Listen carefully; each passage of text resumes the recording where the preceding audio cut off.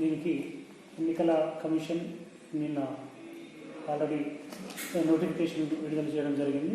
దానిలో భాగంగా ఈ నెల 27 అనగా రేపు 27/11/2025 నుంచి నామినేషన్ల స్వీకరణ ఉండడం జరుగుతుంది. దాంట్లో భాగంగా ఉదయం 10:30 నుంచి సాయంత్రం 5 గంటల వరకు నామినేషన్లు స్వీకరించబడితే ఇందుకోసం సన్నాహాలు చేయడం జరిగింది.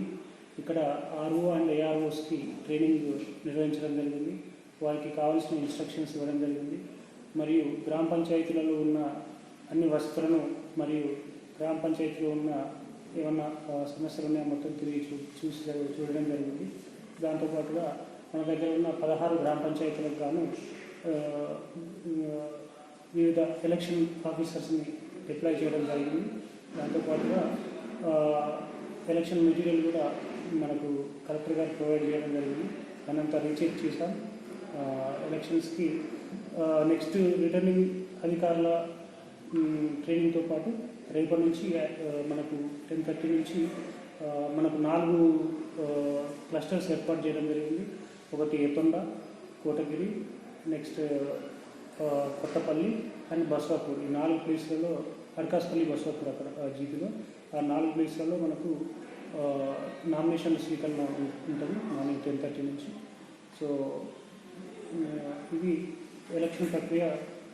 మనకు వచ్చేసి ఫస్ట్ నామినేషన్ 27 నుంచి ఉంటే రిటర్నింగ్ అధికారిచే అదే రోజు ప్రదర్శించబడుతుంది.